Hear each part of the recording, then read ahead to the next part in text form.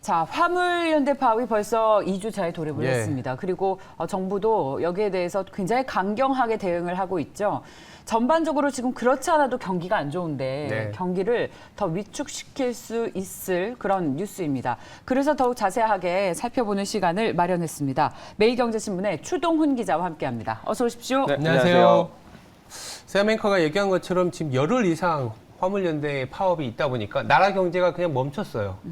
이런 상황에서 안전운임제가 왜 문제가 되고 있는지, 왜냐하면 화물연대 측에서는 이 부분을 자꾸 자극을 하고 있으니까 기자님이 한번 설명 부탁드릴게요. 네, 지금 화물연대 파업 많이 이야기는 들어보셨을 텐데 왜 그걸 하고 있는가, 이거에 대해서 조금 의문을 품고 계신 분도 계실 것 같은데요. 자, 핵심은 안전운임제라는 법안입니다. 이제 안전운임제라는 법이 20년부터 22년 말까지 3년 일몰로 해서 지금 시행이 되고 있는데, 지금 화물 노동자의 가로, 그리고 과속, 그리고 과정 문제가 바로 화주와 이제 운수 사업자들의 일방적인 이제 운임 비용의 산정 때문에 문제가 되고 있다, 이런 노조 측의 주장으로 인해서 이걸 한번 개정해보자라고 발의된 법이 이 바로 안전운임제입니다. 그러니까 안전을 관련돼서 운임을 좀 효과적으로 할 수 있는 방법을 찾아보자라는 게 핵심인데, 자, 이게 만약에 법이 시행된 기준으로는 이제 안전운임위원회라는 위원회에서 운송 원가 운임을 결정토록 하는 것입니다. 그래서 일방적인 결정이 아니라 이제 서로 협상을 통해서 안전적인 운임을 할 수 있는 비용과 요금을 정하자라고 했던 것이고, 이게 지금 20년부터 22년 말까지 3년간 시행이 됐고, 이게 현재 기준으로 그대로 지나간다면 내년부터는 이 법이 폐지되는 겁니다. 일몰되는 법이기 때문에 이 법을 더 연장해달라, 심지어 상설화해달라라는 것이 바로 노조 쪽 주장이고요. 정부 쪽 입장에서는 이거를 그렇게 상설화할 게 아니고 일단은 3년 정도 더 연장을 해줄게, 한번 연장을 한 후에 이 효과를 한번 정확하게 따져보자라는 것이 양쪽의 입장이다라고 보시면 될 것 같습니다. 근데 이제 정부에서는 화물연대에 업무 개시 명령을 내렸습니다. 굉장히 초강경 대응을 하고 있어서 이게 해결의 실마리가 보이는 것인지 여기에 대해서 서로 입장차를 좁힐 생각은 없는 것 같습니다. 지금 판세가 어떻게 되고 있습니까? 네, 일단은 이 안전운임제의 효과에 대해서 한번 더 다시 이야기를 해봐야 될 것 같은데요. 이제 긍정적인 측면을 먼저 따져보면은 말씀드린 대로 일방적인 요금으로 인해서 일이 너무 많았고 그러한 이제 비용이 많이 들었다는 거에 대한 부담에 대한 문제는 해결이 된 건 맞습니다. 실제 법 시행 이후인 2019년부터 20년 사이 임금을 한번 비교를 해보면 컨테이너 차주 같은 경우에는 월급이 300에서 370 정도로 늘어났고요. 시멘트 차주 같은 경우에는 200에서 400만 원 정도까지 한 2배가량 늘어났습니다. 그러니까 이제 이러한 비용이 문제였다, 이제 너무나 적은 저비용이 문제였다는 측면은 해결된 게 맞다라는 것인데, 문제는 이제 이게 과연 안전에 정말로 긍정적인 효과를 미쳤는가, 이 부분에 대해서는 조금 의견이 갈린다는 것인데요. 정부 측에서 분석해본 결과 전체 교통사고량은 줄었는데 이런 화물 관련된 이제 교통사고는 늘어났다라는 겁니다. 이렇다 보니까 이렇게 비용을 올려주고 이제 임금을 올려줬으면 그만큼 안전이 조금 더 보장됐어야 되는데 그게 안 됐다. 다만 이제 이러한 연구조사 결과가 지금 법 시행이 3년밖에 안 됐다 보니까 2년치에 불과하니 조금 더 연장을 해서 효과를 좀 더 입증해보자라는 것이 정부 측 입장이고요. 노조와 이제 민주당입니다. 이게 법안이다 보니까 더불어민주당과 국민의힘 여야 간에 지금 대결 구도로 가고 있는데, 지금 국민의힘 입장에서도 정부와 마찬가지로 3년을 연장하는 법으로 개정을 한다면 그건 찬성이지만, 더불어민주당과 이제 노조 측의 주장처럼 이 법안을 3년 연장이 아니라 상설화하자, 이와 더불어서 이쪽에서는 품목을 현재 2개의 지금 품목에서 시행하고 있는 걸 7개 품목까지 늘려달라라는 이제 더불어민주당과 연대 쪽, 화물연대 쪽 주장에 대해서는 동의할 수 없다, 이렇게 하면서 양쪽이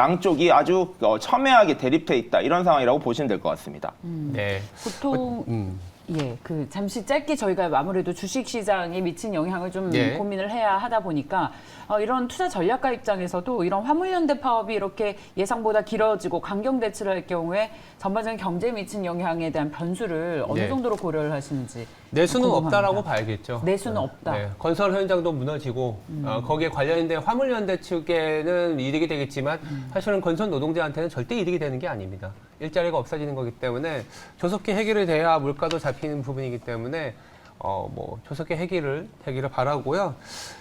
이슈를 좀 전환시켜서 네. 오늘은 또 이제 추동훈 기자의 단독 보도가 있었던 내용을 조금 다뤄보려고 하고 있습니다. 예. 전기차 보증금과 관련해서 지금 정부에서 미국으로 아마 시각으로는 오늘 아마 도착했을 것 같은데 인플레이션 감축법 당연히 중요하다 보니까 미국으로 파견을 보냈습니다. 그 배경부터 한번 얘기를 부탁드릴게요. 네, 요번에 이제 제가 취재한 내용인데요. 이제 국회에서 열심히 취재를 하다 보니까 나온 내용입니다.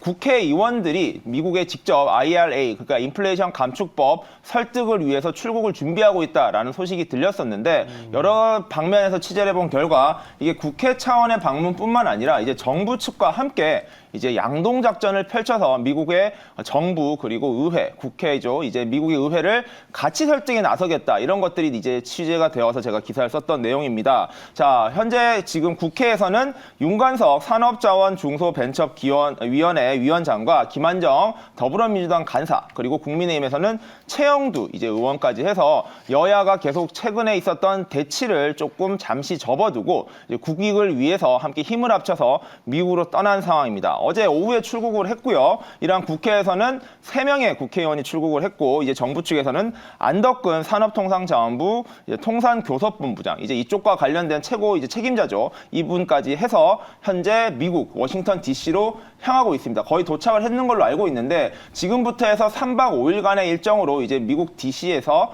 여러 가지 국회 또는 그리고 정부 측 인사들을 만나 이 인플레이션 감축법과 관련된 협상에 들어간다라는 내용입니다. 굉장히 어려운 단독을 어떻게 또 하셨네요. 아유, 아닙니다. 네, 이렇게 사람에게서 나오는 단독이 제일 어렵거든요. 네. 자, 다시 한번 칭찬해드리겠습니다. 네. 그러면 이 IRA 법안과 관련해서 법 개정 가능성이 있는지도 아마 우리 추 기자님께서 가장 먼저 알게 되실 것 같은데 얼마 전에 바이든이 마카롱 만나면서 이 IRA 법안 너무했다라고 하니까 개정할 수도 있겠다라고 얘기를 하면서 우리 시장에서도 그게 일부 종목에서는 또 호재가 되지 않았습니까? 네. 자, 지금 심지어 우리 국회단은 미국까지 직접 갔습니다. IRA 법 개정 가능성 얼마나 있습니까? 네, 뭐 정부 측에서는 요번에 7월에 법이 이제 통과된 이후부터 굉장히 지속적으로 미국 정부 측에다가 요구를 해왔습니다. 다만 이제 한국 이제 개인 국가의 요청만으로는 이러한 것들이 딱 쉽게 개정된다라고는 장담을 못했었는데요. 다행히도 현재 미국 EU 그리고 EU와 이제 유럽과 이제 한국뿐만 아니라 많은 글로벌 기업들이 있는 국가에서 이제 단체로 이렇게 문제가 있다라고 지적을 하자 이제 바이든 대통령도 한 발 물러선 상황입니다. 한국과 EU 쪽에서 가장 핵심적으로 지금 주장하고 있는 건 전기차 세제 관련 부분인데요. 이제 미국에서 생산된 자동차, 전기차에 대해서만 세제 혜택이 있고 외국산 자동차에 대한 혜택이 없다 보니까 이제 국내에서도 분석 결과 현대자동차의 경우에도 한 10만 대 가량의 차량이 이로 인해서 타격을 입을 수 있다 이런 발표까지 나온 상황입니다. 자, 마크롱 대통령께서도 지금 방미 중에 정상회담을 통해서 이건 좀 심각한 문제다라고 좀 크게 세게 말을 했었는데 바이든 대통령은 이러한 이제 IRA 법과 관련해서는 FTA 이제 협력국들에 대한 이제 예외 조항이 있습니다. 이런 것들을 언급을 하면서 지금 IRA 법이 통과되더라도 우리들과 이제 동맹국의 경우에는 분명히 그런 것들을 피해갈 수 있는 여진이 있을 것이다라고 한 발 물러선 상황이긴 합니다.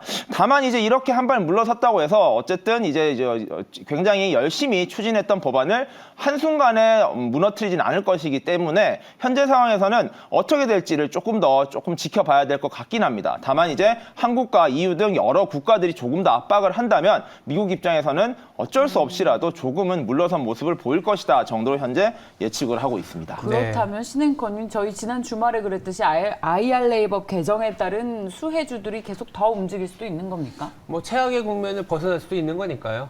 개정의 가능성이 조금 나온다면은 뭐 자동차를 비롯한 전기차 뭐 그렇게 나빠 보이진 않는다 정도로 봐야 되지 않겠을까요? 네. 자, 이번에 정부와 국회 대표단이 미국에 갔기 때문에 IRA 법 관련한 소식도 가장 빠르게 전해주실 것 같고 네. 저희 방송에서도 함께 또 해주십시오. 잘 들었습니다. 매일경제신문의 추동훈 기자였습니다. 고맙습니다. 감사합니다.